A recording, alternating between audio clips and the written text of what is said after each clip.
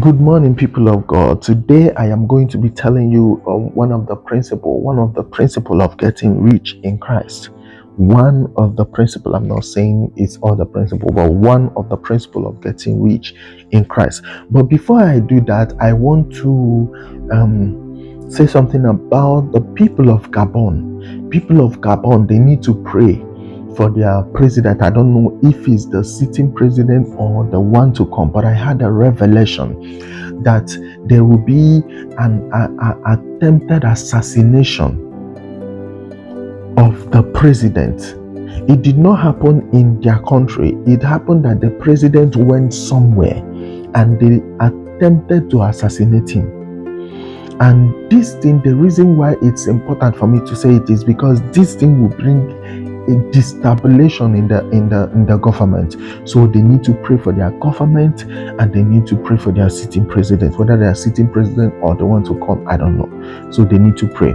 Now let's start. Proverbs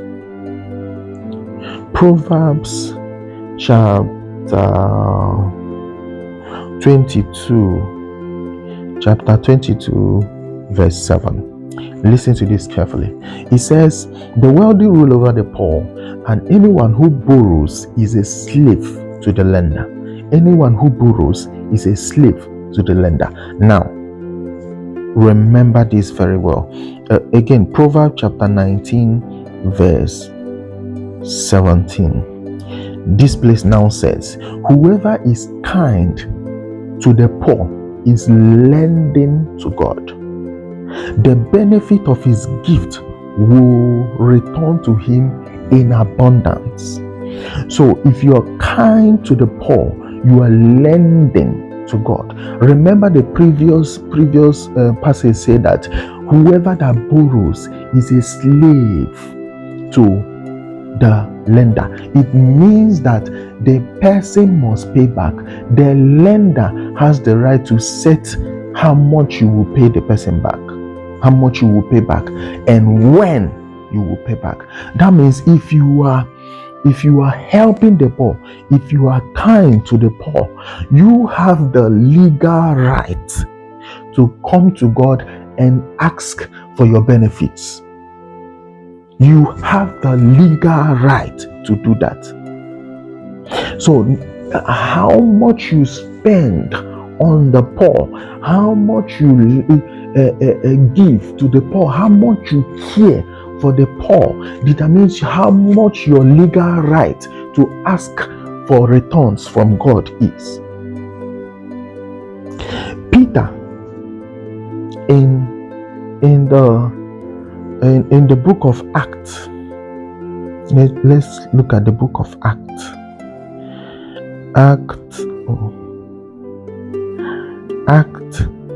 chapter 9 verse 36. Let's go to verse 36. Let's read that.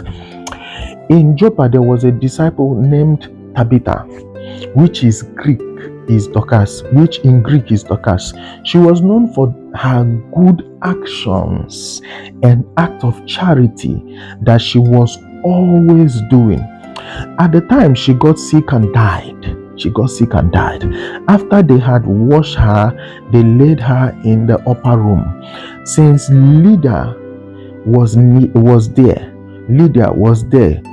near Joppa, the disciples heard that Peter was there and sent 2 men to him and begged him, come here quickly. So Peter got up and went with them. When he arrived, they took him upstairs. All the widows gathered around Peter, crying and showing him all the shirt and the coat Dorcas has made while she was still with them. Peter made them go outside. After kneeling down, he prayed, turned to the body and said, Tabitha, get up. She opened her eyes, and when she saw Peter, she sat up. You see, people around there called Peter. And the reason why, raising up the dead, healing the sick is not through power that you do that. It is true love that you will do that. Healing and raising the dead. This is why you see the witchcraft people, they have power. The occultic, they have power. The native doctors, they have power because God created power. The Bible said that all powers belong to God. God created power, but power can be limited. Power cannot do all things, but love is limitless. That's why God is love. So Peter came there. Before he could be able to raise the dead, they begin to show him what these people what Dorcas has done. This is what he did. This is what she did. She did this for the poor. She did this for us. She did that for us. You have to do this. You have to. Before the heart of Peter turned to raise the dead, they have already. You now, what will people say about you that you have done? If you are in this kind of situation, what can people say about you? What have you done? What can God, if God is in heaven and then you are sick probably on earth, and then there are people around, they will be saying, if you have done certain things for them, they will be saying, God, don't let this person get sick. She is the one that provides for us. She is the one that helps us. She is the one. God will listen to what they are saying, not what you are saying. What they are saying is what will speak for you, not what you are saying. This is what helps Dorcas. What helped Dorcas, and this thing does not just happen in one place in the Bible. Let's look at John again. John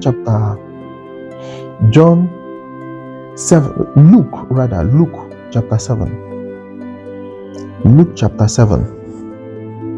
It says, after Jesus has finished saying all these things to the people who were there listening, they went to Capernaum. There is a centurion servant who he valued highly was sick and about to die. When the centurion heard about Jesus, he sent some Jewish elders to him to ask him to come and save his servant's life. So they went to Jesus and begged him repeatedly. He deserved to have this done to him because he loved our people and built our synagogue for us.